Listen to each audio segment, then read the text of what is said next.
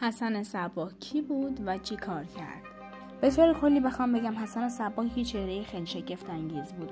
اون یه فرقه به وجود آورد که توی دل تمام مخالفا و دشمناش ترس و وحشت انداخت و یه شیوه جدید برای گسترش خودش انتخاب کرد که الگوی خیلی از تروریست‌های قرن‌های بعدی شد. حسن صباح چهره خیلی مرموز و عجیبی داخل تاریخ ایران و اسلام داشته. اون فرقه رو به وجود آورد که میتونیم اون رو اولین سازمان تروریستی جهان بنامیم. خیلی از سرفندهای مغزشویی و ترور و کش شخصیت که امروز مورد استفاده گروه‌های بنیادگرایی مثل دولت اسلامی عراق و شام یا طالبان مورد استفاده هست، ریشش از همین حسن صباحه. اون معتقد بود که راهش راه حقیقته و در برابر حقیقت جان و مال هیچ آدمی ارزشمند نیست. اونقدر پیروانش به این آدم وابسته بودن که کافی بود اشاره بکنه خودشون رو میکشتن، دیگران رو میکشتن، هر کاری بگی ازشون برمیومد. برای همین حسن صباح رو پدر معنوی تمام رهبرای کاریزماتیک فرقه‌های آدمکش و سرکوبگری میگن که به نام مذهب دارن فعالیت میکنن. شناخت حسن صباح بدون شناخت مذهب، یعنی مذهب اسماعیلیه که مذهب اون بود، اصلا ممکن نیست. اسماعیلیه کی بودن؟ اسماعیلیه بزرگترین فرقه منظم ایرانی در قرن وسطی بودن که عقایدشون 400 سال داخل ایران موندگار بود و خیلی از چهره‌های فکری تاریخ ایران مثل شیخ الرئیس، ابو علی سینا، ابو ریحان بیرونی، ناصر خسرو و دیگران تحت نفوذ عقاید اسماعیلیه قرار داشتند. اسماعیلیه فرقه خیلی مرموز بود که عقایدشون روی عدد 7 بنا شده بود و به نظر اونا عدد 7 عدد خیلی مقدسی بود. اسماعیلیه اسم خودشون رو از فرزند امام ششم شیعیان گرفته بودن. امام ششم فرزندی به نام اسماعیل داشت که اسماعیلیه اون رو جانشین برحق پدرش می‌دونست. اصول عقاید اسماعیلیه شماره بندی شده. شماره یکم اینجوریه که باطنی‌گر، یعنی اسماعیلی‌ها به تاویل آیات و روایات می‌پرداختن و به ظاهرش زیاد اهمیت نمیدادن و اونا میگفتن که قرآن 7 متن داره و اهل سلوک میتونن به اون دست پیدا کنن. دوم منجی باوری بود. اونا معتقد به ظهور امام زمان بودن و خود حسن صباح در این مورد خیلی تاکید کرده بود. حسن صباح مدام تکرار میکرد که عقل راهنمای خوبی برای انسان نیست و آدم باید معلم داشته باشه برای سلوک و سعادت که اون معلم امام زمانه. سوم تقدس اعداد بود. اسماعیلیه تحت تاثیر عقاید فیثاغوری بودن. عدد 5 و 7 و 12 20 4 و 30 برای اونا خیلی مقدس بود، ولی عدد 7 ارزش خاصی داشت. اونا میگفتن وجود 7 آسمان و 7 زمین، 7 آیه در سوره فاتحه، 7 عضو در بدن، 7 حفره در صورت انسان، اینا همشون رمزی از اهمیت ویژه‌ای عدد 7. حسن صباح حدود 3 قرن بعد از اینکه اسماعیلیه بنیان نهاده شده بود به دنیا آمد. با اینکه به اصول اسماعیلیه وفادار بود، اما تغییرهایی هم داخل اون به وجود آورد. حسن صباح داخل مصر بود که به اسماعیلیه گرایش پیدا کرد و زمانی که اسماعیلیان دو شقه شدن داخل مصر، اون طرف نزار رو گرفت که جانشین حجت اسماعیلیان المستنصر بود. نزار در اسکندریه به قتل رسید و جانشین اون کسی نبود جز حسن صباح که میرفت تا قدرتمندترین رهبر اسماعیلیه بشه. حسن صباح در سال 1050 میلادی داخل شهر ری به دنیا آمد. البته یه سری‌ها هم معتقدن که اون داخل شهر قم به دنیا آمده. پدرش اهل یمن بود و مذهب سنی داشت. حسن صباح در کودکی وارد مدارس دینی شد و به تحصیلات مذهبی رو آورد.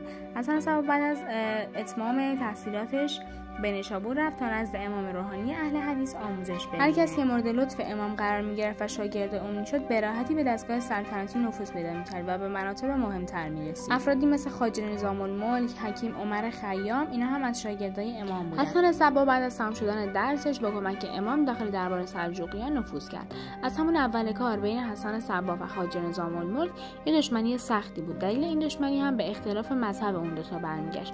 خواجه نظام سنی و حسن صباح اسماعیلی. خواجه به تفریح یا همینجوری شوخی درباره خطر حضور رافضیان و اهل باطل در دربار هشدار میداد و حسن صباح هم در مقابل اون ایستادگی میکرد. خواجه نظام هر جا که میتونست به اسماعیلیه و شیعه ضربه میزد و حسن صباح هم منتظر فرصتی بود تا ضربه آخری خودش رو بزنه. این تنش‌ها و درگیری‌ها ادامه داشت تا اینکه ملکشاه سلجوقی نتیجه فعالیت حسن صباح و طرفدارانش به نظام الملک رو بعد از اینکه حسن صباح با دربار سلجوقی و همزد همه چیزو عازم مصر شد که توی اون زمان مرکز اصلی اسماعیلیا بود. حسن صباح موقعی که وارد مصر شد مورد استقبال خیلی گرمی قرار گرفت از طرف خلیفه، اما حسن صباح انتظار داشت با خلیفه پرهیزکار و با تقوا روبرو بشه تا اینکه با خلیفه عیاش روبرو شد که فقط به فکر خوشگذرونی خودش بود. همین امر باعث سرخوردگی حسن صباح شد و به زودی به ایران برگشت. داخل برگشت به ایران هم به اصفهان رفت، چرا که اصفهان مرکز تجمع شیعیان بود. اونجا بلافاصله تبلیغات دینی خودش رو شروع کرد و اسماعیلیان رو تشویق کرد که از هزار پیروی کنند. بعد از اقامت کوتاهی داخل اصفهان عازم شهرهای دیگه ایران شد و تبلیغات خودش رو همینجوری ادامه میداد. بعد از اینکه حسن صباح همه جای ایران طرفدارای خاص خودش رو به دست آورده بود، به فکر قیام افتاد و شعاری طرح کرد به نام به دژها یورش ببرید. این شعارش بود. حسن صباح قلعه علموت رو برای مقر فرماندهی انتخاب کرد، چرا که دژی صعب العبور بود و کسی نمیتونست به راحتی اون رو تصرف کنه. قلعه علموت توی اون زمان تقریبا یه چیز ویرانه بود و حسن صباح به طرفداراش دستور بازسازی اون رو داد. علموت قبل از اینکه به دست اسماعیلیا بیفته در اختیار سربازای سلجوقی بود و حسن صباح با هوشمندی تمام صاحب اون قلعه شد. حالا چجوری؟ اینجوری بود که رفت پیش فرمانده یا حالا اون کسی که داخل اون قلعه بود و داشت اون قلعه رو اداره میکرد. رفت اونجا گفت آقا به اندازه یه پوست گاو به من زمین بده که من نخوام تو محل غصبی نماز بخونم و نمازم قبول بشه.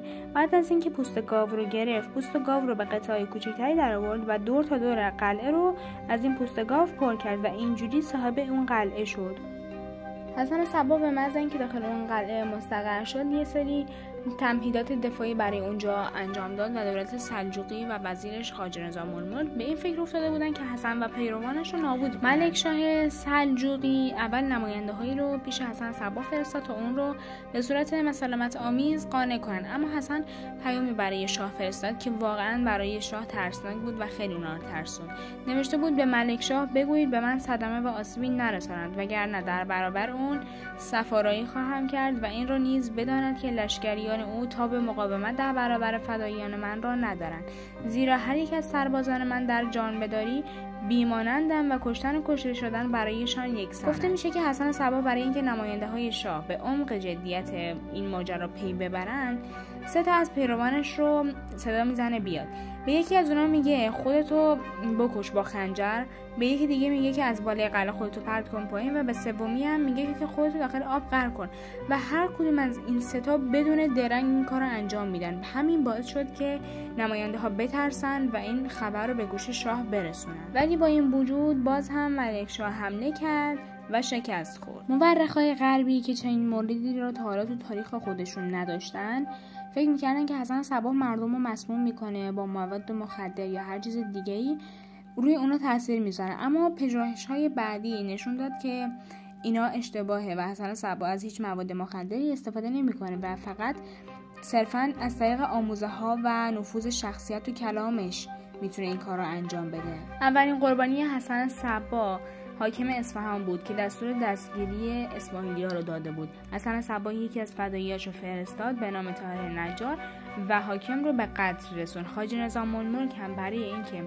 عبرتی بشه برای مردم دستور داد که طاهر نجار اعدام بشه و جسدش داخل شهر گردونده بشه. ولی خب این کار نه تنها باعث عبرت نشد بلکه بقیه مردم اون رو به عنوان یه شهید واقعی میدونست و اما هدف بعدی کسی نبود جز خواجه نظام الملک. حسن صباح از جوانی از اون نفرت داشت. بهتون گفتم که کینه داشت از خواجه. ملک شاه و خواجه نظام عازم سفر بغداد بودن که یکی از فدایی‌ها به نام بوطاهر ارانی به بهونه دادن نامه رفت پیش خواجه نظام، رفت و با خنجری شاهرگ اون رو برید. هرچه حسن صباح معروف‌تر میشد دشمنان و مخالفای زیادی پیدا میکرد و همینطور اون قدرتمندتر میشد و میتونست اونا رو از بین ببره.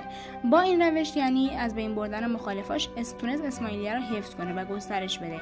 اون توی این سال‌ها هیچ وقت از قلعه علموت خارج نشد. حسن صباح سال 518 هجری قمری مصادف با 503 هجری شمسی داخل قلعه علموت درگذشت. اون هنگام مرگ خودش حدود 80 سال سن داشت و قبل از مرگش کیا بزرگ امید را به عنوان جانشین خودش انتخاب کرده بود و فرزندان ذکور یعنی فرزندان پسر خودش را به قتل رسونده بود تا مدعی جانشینی نباشند.